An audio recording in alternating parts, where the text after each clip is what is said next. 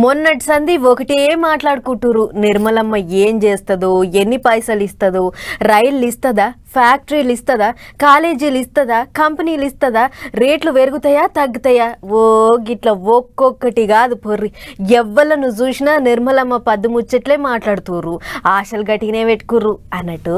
Parliament budget మీటింగ్లు షురువైనాయి. తొలుత రోజు సంగతులేంటియో ఒక్కసారి చూసేద్దాం పార్రి. పైసల మంత్రి చెప్పే పద్దు లెక్కలు ఇంకే చాలా మంది చెవులు పెద్దగా చేసుకొని కూకుండ్రు. కానీ ఐతారం దాకా ఆగాల్సిందే. ఏంటికంటే నిర్మలమ్మ పద్దు లెక్కలు చెప్పేది ఫిబ్రవరి 1 నాడు.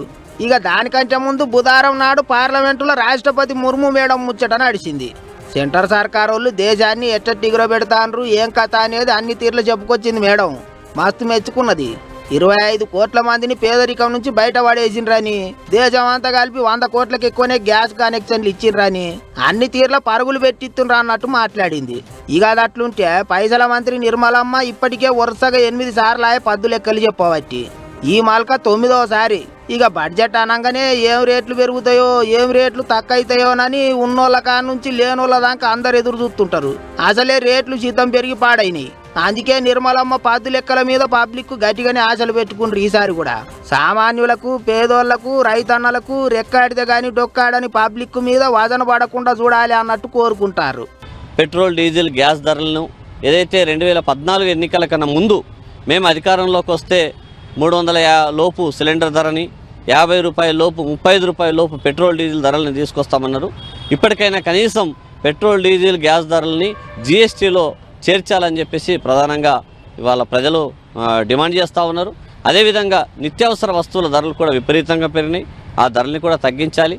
వ్యవసాయం చేసుకునే రైతన్నలు, రైతు కూలీల పరిస్థితి మస్తు ఘోరంగా ఉన్నది. రాయితీలు ఇవ్వాలి, అన్ని తీర్లు ఆదుకునే ఎగురం చేయాలి అన్నట్టు మాట్లాడినరు కొంతమంది. ఏట బడ్జెట్లో చదువులకు పైసలు తక్కువ ఇస్తుండ్రని, అట్లనే వైద్యానికి నిధులు తక్కువ ఇస్తున్నారని, ఈసారి అట్లా కాకుండా చూడాలి అని కోరుకుంటారు ఇంకింతమంది. విద్యా వైద్యంలో ఇలా కార్పొరేట్ మయం అయిపోయింది. విద్యా వైద్యానికి నిధులు కేటాయిస్తే పేదలకు, అట్టడుగు వర్గాలకు, బలహీన వర్గాలకు, మధ్యతరగతి వర్గానికి ఎంతగానో ఉపయోగపడుతుంది. ఆ విధంగా చూడాలని చెప్పేసి విద్యుత్ సంస్కరణ చట్టం తీసుకొచ్చిళ్ళు. ఆ చట్టం పేదలకు, అట్లాగే ముఖ్యంగా రైతుల మీద పిడుగువ లాంటి వార్తే అది, రైతుల గొంతు కోసేటువంటి వార్తే అది.